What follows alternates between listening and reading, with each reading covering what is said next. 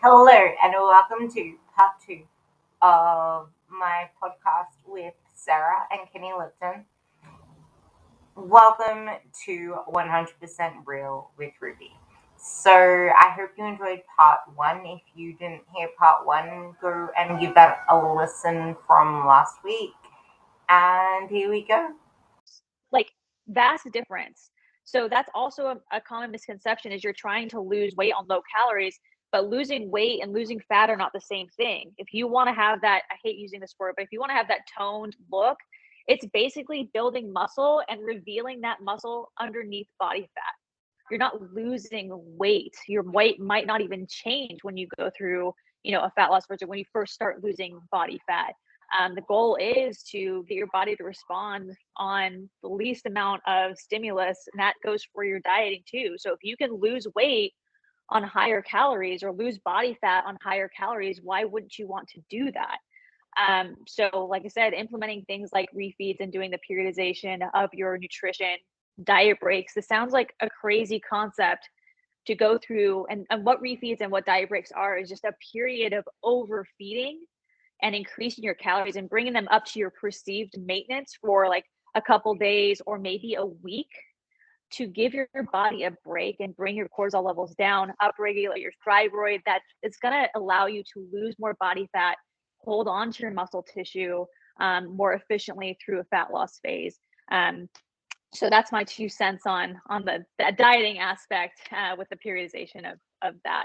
I'm going to throw something back at you, but at the same time, I don't know where this more came from. Like, why would you not want to get the most results you can out of doing the least? Like, you have a life to live. It's not all meant to be centered around living in the gym and living in freaking diet prison. And did you see that post I put up as well with, would you rather your goal weight or your goal body? Like, that is an important question to ask yourself because they are not one and the same, especially if the weight that you're putting on yourself, like the goal weight that you're putting on yourself, is something to do with where you were in the past before you developed a habit of going to the gym, before you developed any muscle, or if you gave birth and your body completely shifted and morphed, you are not going to get back to that same weight. And you're not going to, like, that's the other thing. Like, people are so afraid of gaining weight or becoming a certain weight again because their memory of being that weight was one with extra body fat that they weren't even confident in the past. You are not that person anymore. What you've done now has built a new body of muscle, of habits, of consistency. If you do it the right way and develop the lifestyle, you will not go back to that body. But if you do take one of these shortcut approaches and you, like Kenny was talking about before, I wrote this down as a note to come back to, marketing, good sales coaches, good trainers, good people that want to get another ticket out of you because you're not a client, you're another ticket. They know how to sell to your pain points. You giving into that is just going to revert you back to where you were before. So yeah, you will end up with that body again that you didn't like, that you weren't confident in, but only worse. But if you do this the right way, you will not end up in the same shell that you were in last time. You have created a new shell. But back to what I wanted to throw at you, macro checks, macro calculators, and macro coaches, how they can actually be doing a disservice to a lot of people. Whew. Whew. Okay. Here's the problem with those macro calculators, apps. They're a one size fits all approach. They're a one size fits all approach. They're not accounting for your environment. They're not accounting for your stress levels. They're not accounting for your sleep.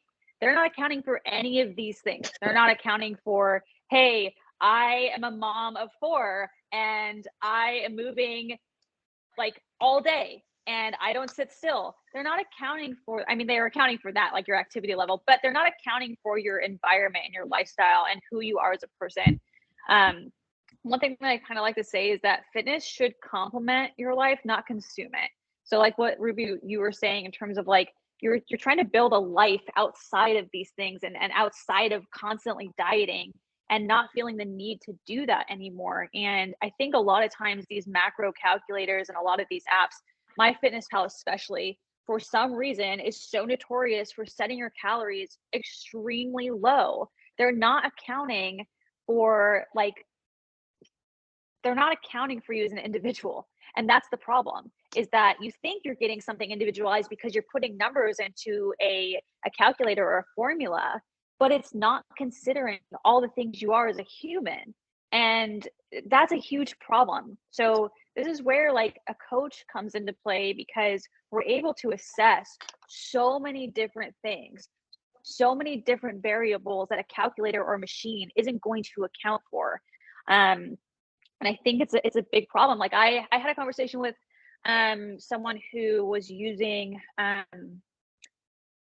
I forget what app it was, but they had them in a dieting phase where it was like they started them out at like 1,300 calories, and this is where they started them for a dieting phase. And this person was extremely active, training 5 days a week, and was struggling with weight loss resistance because she had been following this for like several weeks and was starting to actually see the repercussions of that, because it's not going to make the adjustments needed to offset the amount of stress that you're placing on your body that a coach might be able to understand and see with all the biofeedback that you're putting in a check-in. So like, it's problematic because it does not consider you as an individual. It's funny because I was scrolling and I saw Ben Carpenter and Syat put up posts about this, and I love Jordan Syat, but this post was like, every time he talks about this, I get really annoyed, because he gives like a specific of your target goal weight times this particular number equals the calories. Number one, fuck no, because a lot of people's goal weights are way further like down than it should be. Like if you're 300 pounds or 100 kilos and then you put a goal weight of I want to be 50 or 60, that is going to screw you up, number one. Number two, there is no activity multiplier in that, which is what Ben Carpenter actually brought up on someone else's post that was putting out like these numbers, I'll stick to this. But then he's just like, yeah, but that is okay as a generic, but it doesn't take into account what this other person, he brought up another post, shows is your activity multiplier. Like there are so many different things. I'm going to get Kenny to follow up on this one later on with the coaches. Like there are so many things that a coach takes into consideration, and why a coach is so important, that a generic macro check, a generic calculator is not going to do for you. And this is why there are multiple diets out there that never get people the results that they want to see, because where's the consistency? Where's the accountability? Where's the program that's tailored to you? Where's the mindset? And the biggest thing, emotional regulation. Where's all of that? What's going to happen when you go on vacation? They don't teach you that. But yeah, before we click to record, because I want to include this in what you're going to say, before we click to record, we were talking about how people need to put in a certain effort as well to expect a certain result.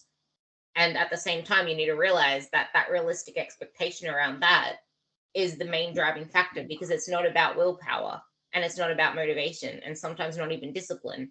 It's that you don't truly understand what you need to do to get to where you want to be. And it's on a level 10 rung when you haven't even started climbing the ladder. Go for it. Did you just Kenny disappeared? I don't know where he went. So yeah, it's with effort. People think that they need to be going 100 miles per hour all the time, right? And that's definitely not what we're speaking about in terms of giving effort and putting time into the gym, and putting time and effort into your dieting. It's the consistency over the long haul is what matters. But you can't expect optimal results if you're not giving max effort, meaning that you're showing up to check-ins, you are inputting all of the information that your coach needs, that you're being consistent with your diet about 80% of the time, that you're hitting your workouts. It's rather simple, but people tend to overcomplicate it.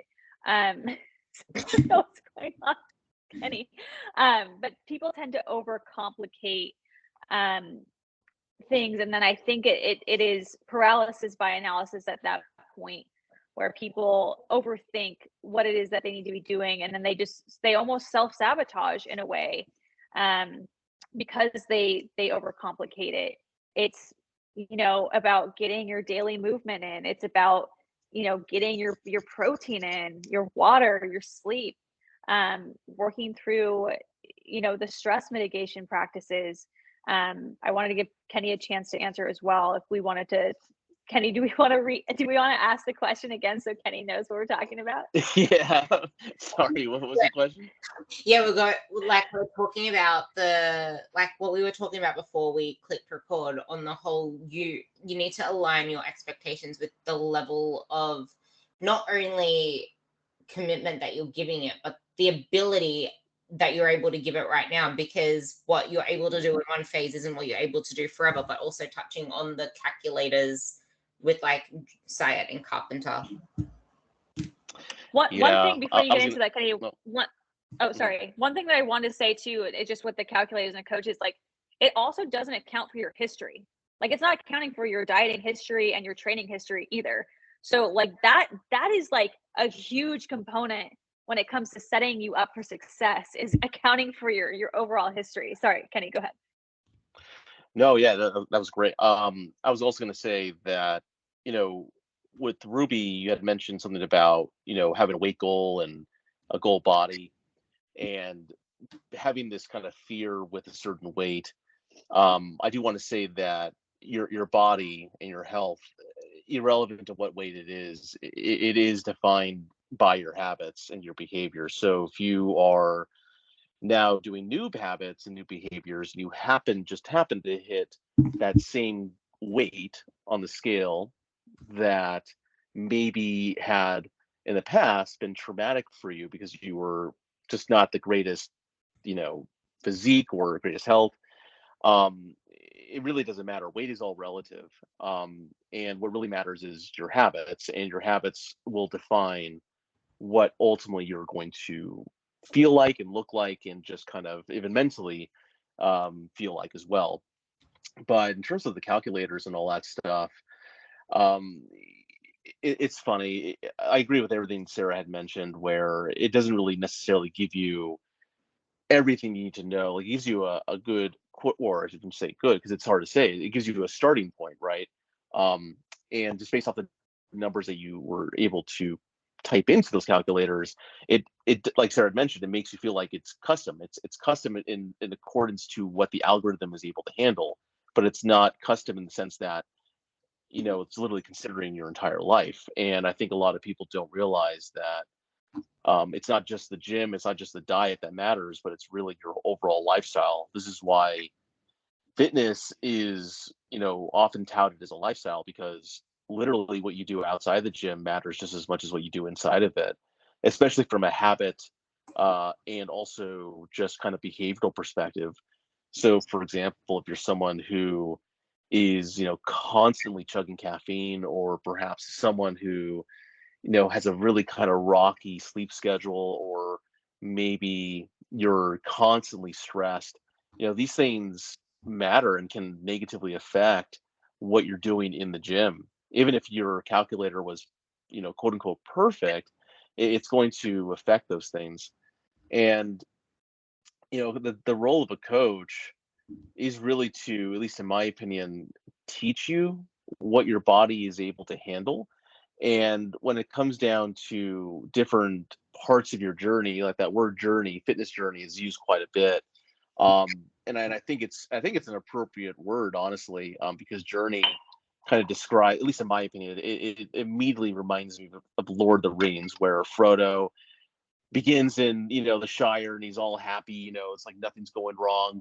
And then next thing you know, Gandalf rolls upon his footstep, and he's like, yo, we're gonna go across hell and back to burn this ring. And you're like, Frodo's like, what the fuck? And so like there's this whole journey that happens. And throughout a journey, there's gonna be many ups and downs, right?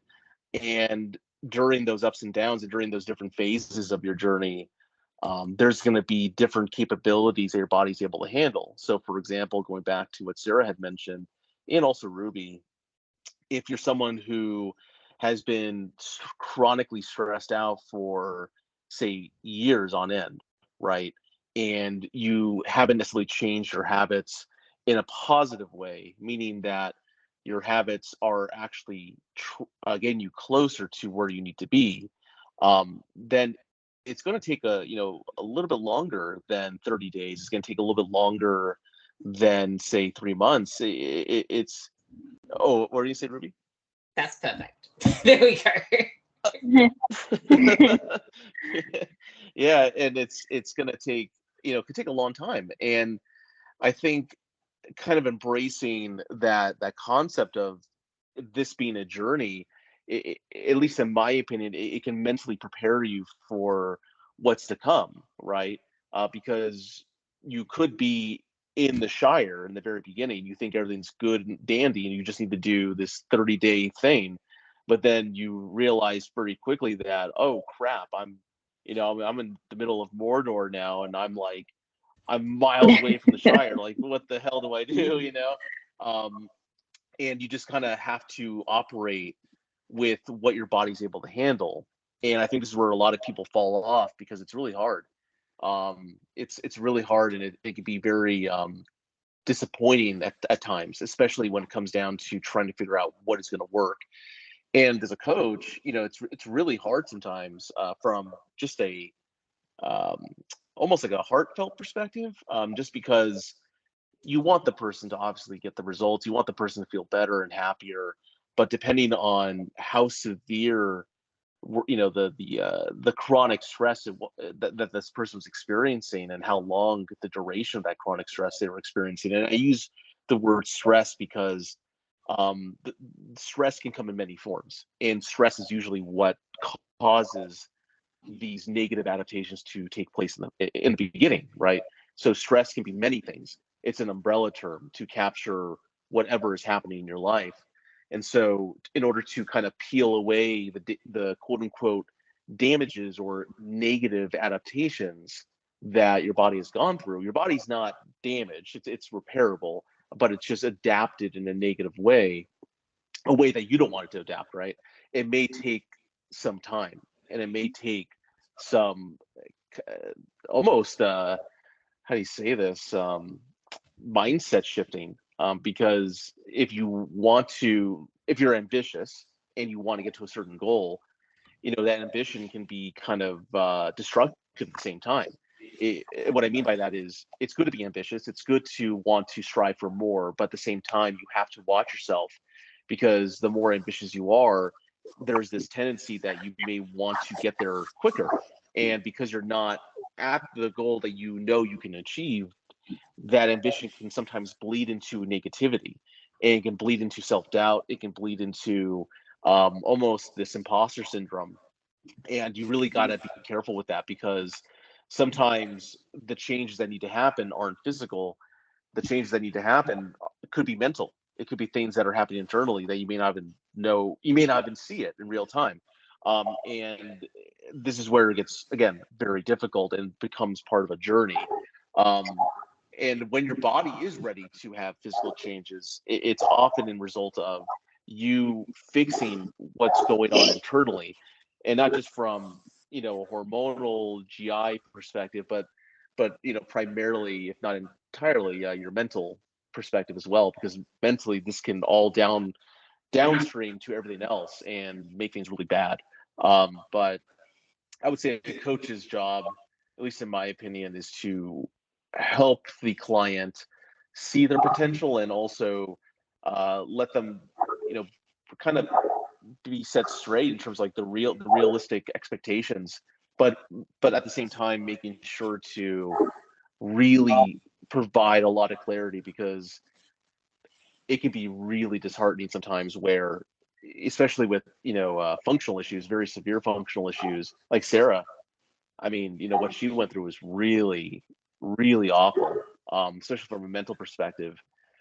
So I think it's really, really important to set realistic expectations, but always ask your coach, why are we doing this, and what can I expect?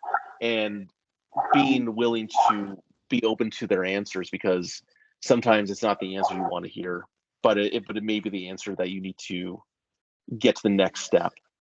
Sometimes a lot of people already know the answers to something. It's just that they keep trying to find some other answer. So they keep asking more questions that don't even need to be asked half the time, which is where the babysitting comes in. It's like, you know, the purpose of the phase. There comes a point where asking more questions isn't actually doing you a service. Maybe highlight a little bit on the babysitting there as well before I actually mention what I wanted to mention. Yeah. And so, like, there is a difference between babysitting and well, actually, babysitting slash enabling versus being, holding someone accountable. Holding someone accountable is trying to get someone to change their behaviors, but changing them by them fully understanding and acknowledging what they're doing and why it's not the best, versus babysitting slash enabling, where the coach is now trying to literally get the client to do what they need to do. So it's like a 50-50 relationship. We lay out the plan, we give out the protocol, and we're obviously there to talk and discuss and bring out certain mindset shifts, but ultimately it's up to the client to do the work, right? Like, if the universe or God himself, whatever you want to call it, like, was like, here is thy fitness plan, it is the greatest fitness plan of all the universe. Like, even if you had this amazingly incredible fitness plan that came from the universe itself, or the gods, and you didn't do the job, it still wouldn't translate into results, right? Like, you still need to do the job. That's where you need to have like what you're in line with the actions you're willing to do. Because like, if it's like, why am I doing this, as your question, it's like, well, how has what you've been doing for however many years been working for you? It's time we need a break away from this.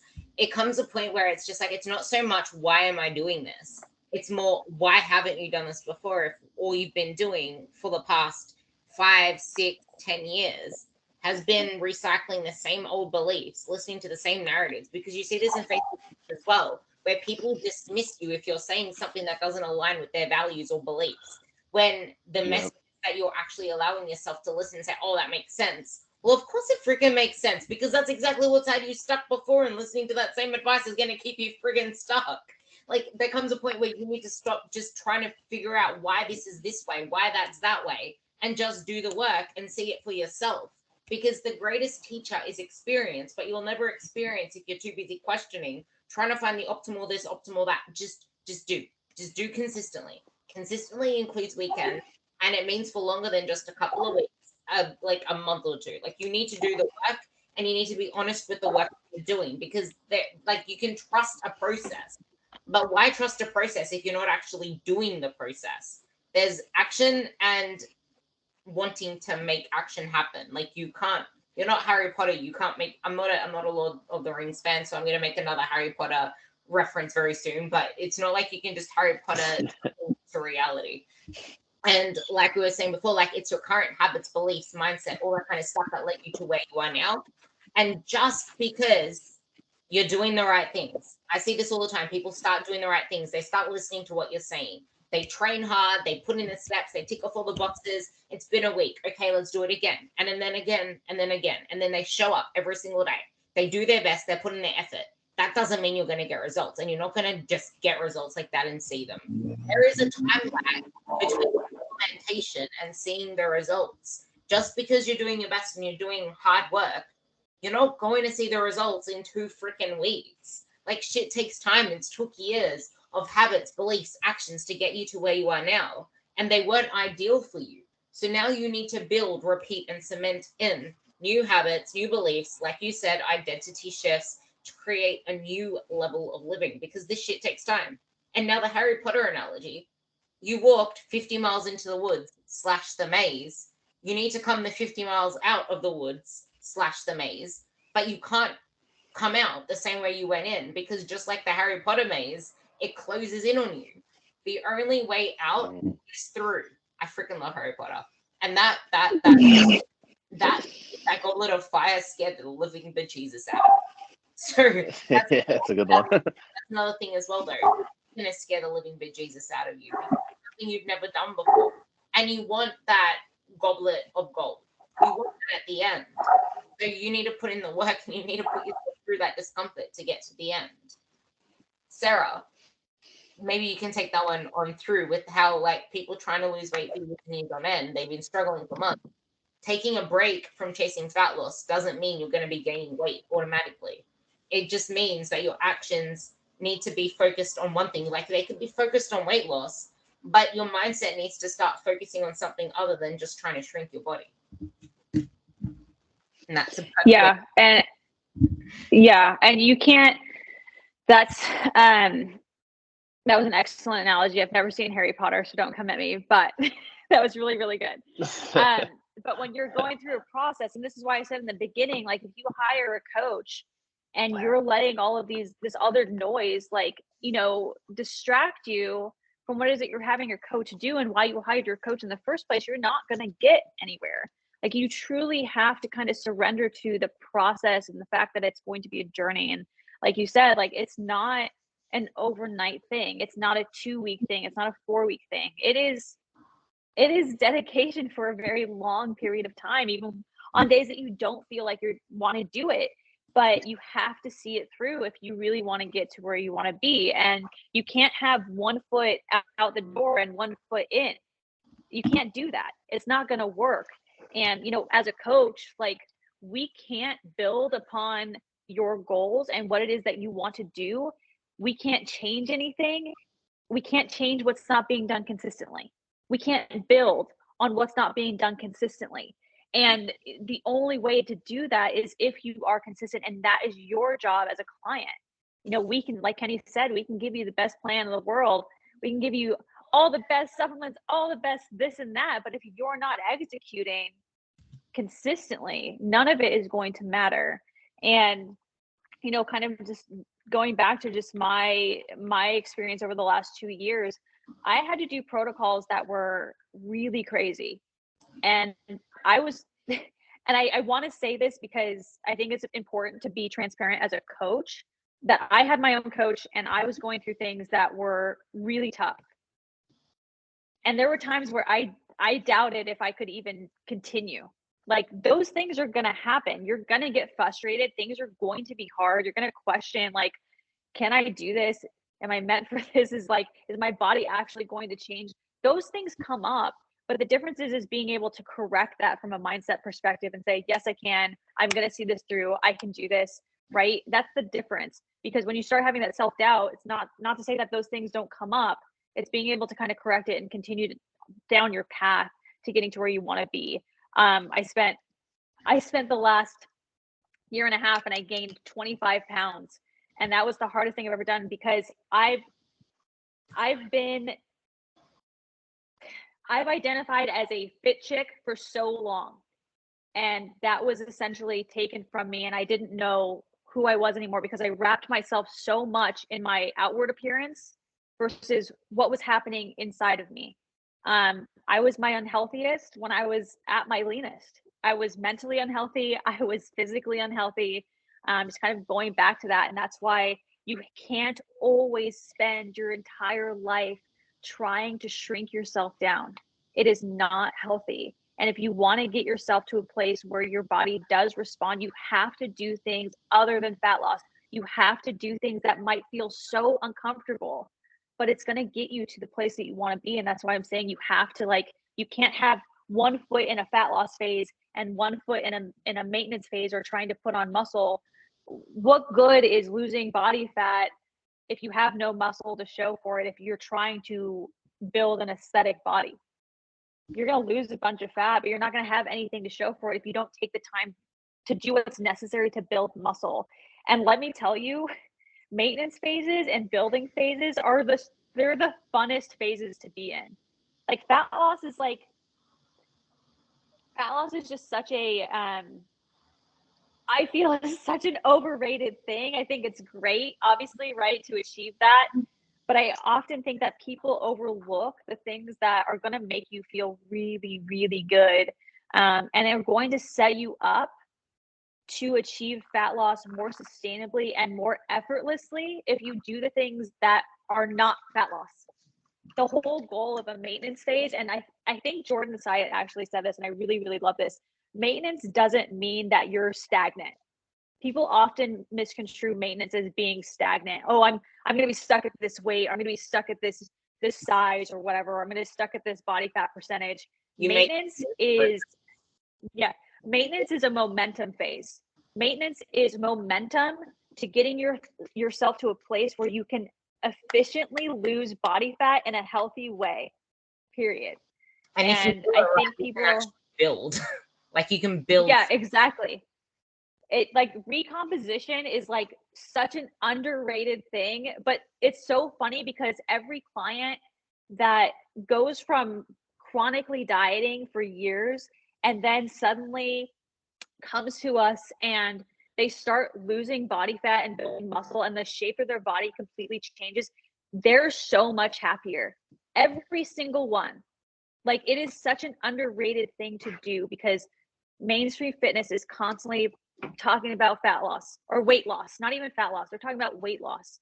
And people just get wrapped up in this and they're missing out on so many great things to fitness and health that will just better them overall. And you know, building muscle isn't just for looks either. Like your body was made to have muscle from a health standpoint. Like it's not just for aesthetics purposes. Like building muscle is necessary for your longevity and your vitality. Like it's such an underrated thing. I said this on the last podcast I did as well, where most people who come to any of us can actually recomp because the shit that they were doing before was not conducive to their long-term goals. And then there will come a point where you do need to push yourself into a slight surplus to gain muscle. But the thing is, you need to focus on where you are now. And that's just to stop doing dumb shit because that's what's keep you trapped for so long. And with the whole healing journey as well, like everyone's healing process, which doesn't always have to be physical because a lot of people haven't got themselves to that physical point. It's mental because it's not physical because you ended up overeating for half the time. So you didn't put yourself into such a metabolic cascade by staying too lean. Instead, it's just the mental aspect that needs the healing. And like the way that you go through your journey to begin your next fat loss phase is different from the next person. And people can lose. I have girls that lose weight in that period before fat loss because it's just implementing foundations that you've never done before, which is why it is so important not to overreach, not to underestimate that. To sum this all up, there is something I really wanted either one of you to talk about that's really important, and that's how A to B won't be the same as B to C, which is why it's super important to not see a coach's minimum as the end destination. Like the minimum commitment that you give a coach is only the beginning to so much more. And if you think that you're going to get all the results that you want in that minimum with your coach, you're setting yourself up for failure because now you're in a rush. Oh, I only have a 3-month minimum this thing. I need to get to the end of that. Or I have a 4-month minimum or a 6-month minimum. I have to get all my results in this period of time. And that sense of urgency is what holds, let's say, 90% of people back, because I've seen it way too often. Yeah, man, that's a great point. And I would say that I think that sense of urgency comes from one, I think having a certain expectation with achieving a certain result. But it's with that expectation, there's potentially a coupling of misunderstanding what it takes to actually get there. And perhaps when you start with a coach and you begin to dive deeper into what is actually going on, then it could be the case that the lack of clarity that you had going into it may all of a sudden tear that expectation apart. But then to lose that expectation, to lose that hope of like, oh, I'll get that result in 3 months or I'll get that result in 6 months, that's a pretty hard pill to swallow, because now you're like, oh shit, I may get my results in a year, or it may be a year and 3 months, or it's not going to be 6 months from what I'm seeing here, it's a very hard pill to swallow, because now all of a sudden there's this waiting game that you were not expecting at all, and the waiting game may be something that you're just not willing to wait for, right? Because the expectation is that strong, that desire to get there is that strong.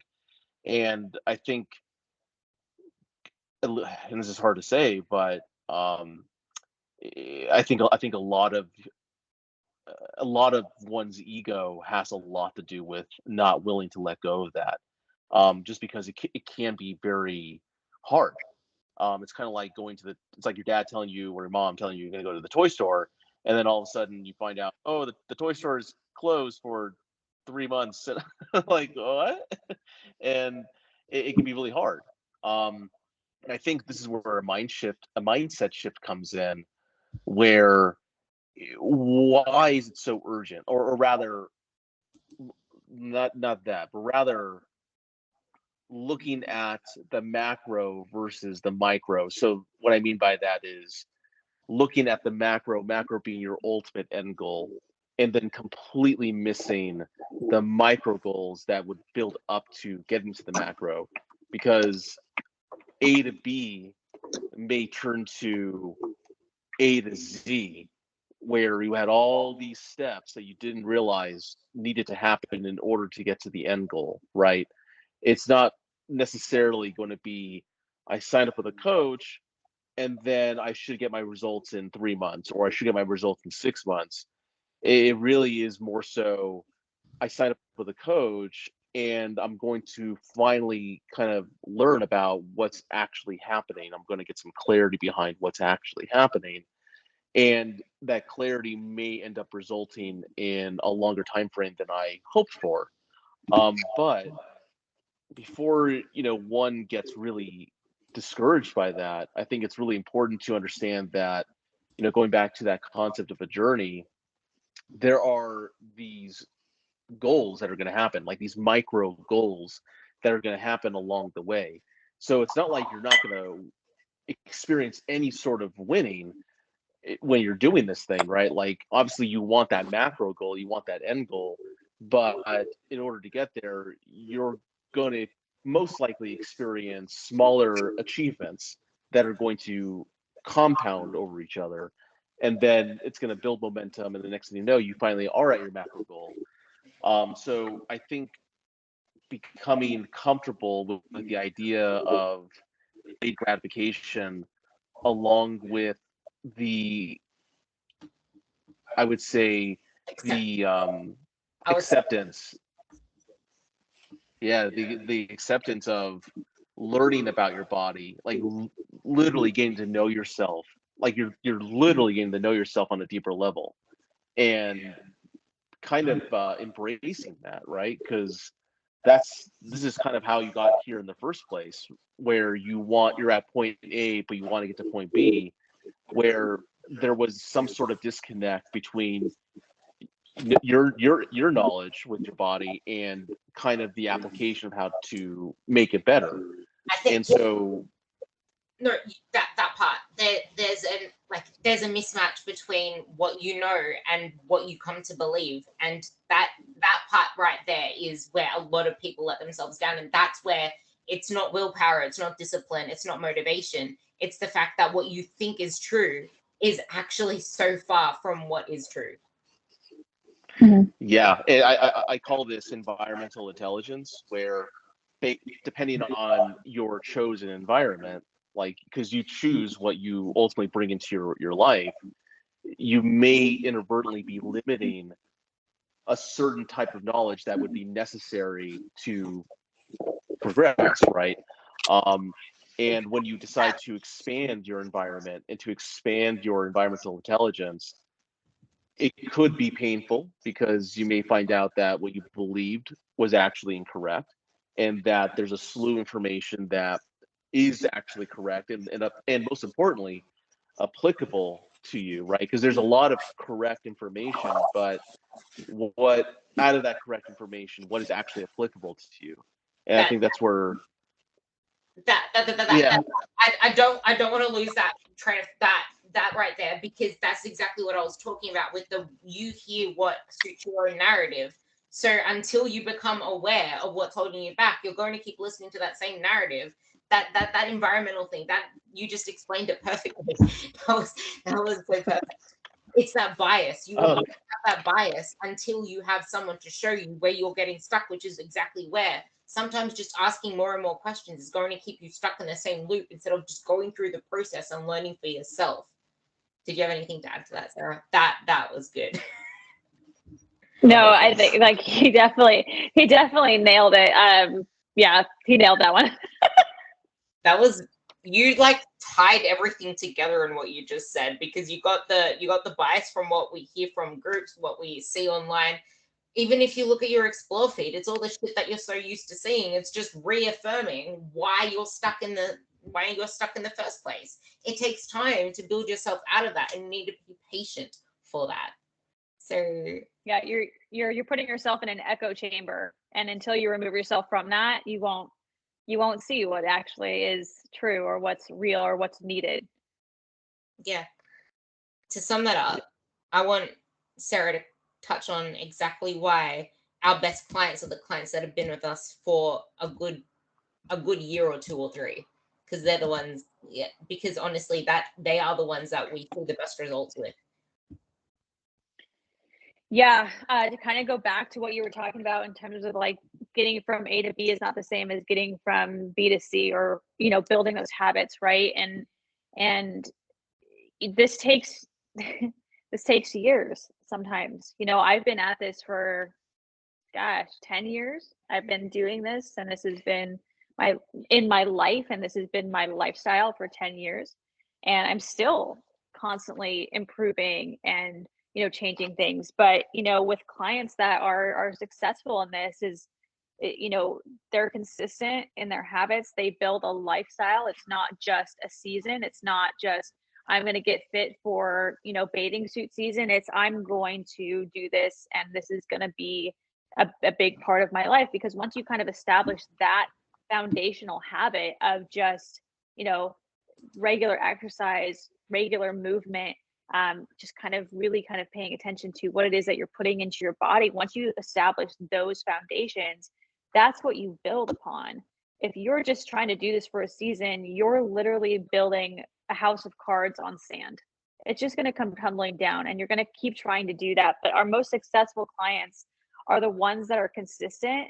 They show up and do the work that they need, so that we as a coach can continue to build upon those things and bring in those nuances and small adjustments that bring about big results. But it doesn't happen in just 3 months. We have clients that have been with us for 3 years, that we have been able to go through cycles of fat loss and maintenance and building, and just continually improving their physique through nuances in their nutrition and their training, and just how they're approaching like stress and sleep and digestion. All of those things, they're all such a huge part of this picture that many people are leaving out. Mainstream fitness has done a really good job at fooling millions of people into believing that the only thing that matters for optimal health is eat more or eat less, move more, and take these supplements. When in reality, it's your recovery, your cardio, your training, your sleep, your stress, your supplementation, your daily movement, your NEAT, your training. All of those things matter. It's not just cut and dry. It's not just black and white.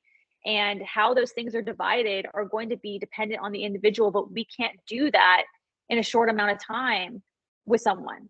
Being able to adjust those things and optimize those things, it takes time, it takes effort on both ends, from the client side and from the coach's side, to be able to really optimize just your overall health and your physique.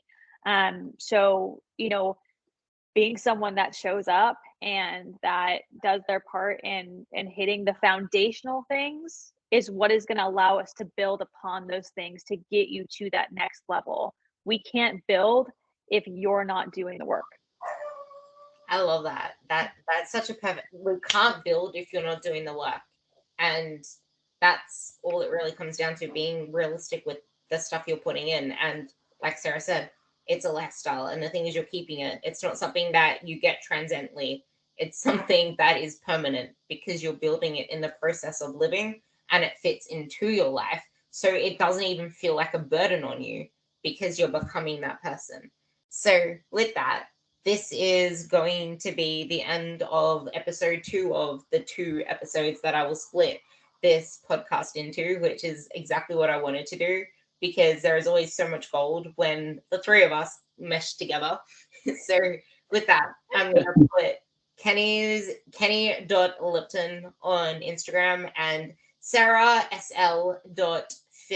on Instagram down below. But you can go through to episode 197, I think it was.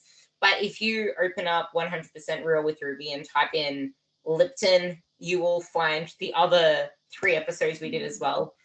I will actually link them down below too, or I'll put the numbers down so you can actually go find them because they were really big hits because it was about being proactive, not reactive. Because the more proactive you are, you're going to avoid a lot of the shit that we spoke about today. And you're going to be someone who feels in control of everything that they do. So is there anything that you want to sum up with? I just want to tell everybody that's listening, your body is not a trend. Love that. Period. Ooh, It's not a trend. damn. So stop treating it like it's a trend. It's unfortunate that fitness or body trends are a thing, but your body isn't one. He's trying to match you. Yeah, I'm like, how the hell do I follow with that? Man, I guess I would say be willing to be flexible with your expectations and don't fall into the trap of closing off or limiting your environmental intelligence. Like you want to make sure that you're aware and trying to actively learn from your coach. And yeah, I think Sarah, Yeah. I mean, that was a really good. Yeah, I can't really top that. That was good. Be active in your approach. Don't be just like, don't watch from the sidelines. You need to be active to get the results that you want. So with that, thank you for listening. Reach out to any 3 of us and let us know what you gained from this. If you share it, do tag us. Don't just share it and not tag us because we really want to say thank you.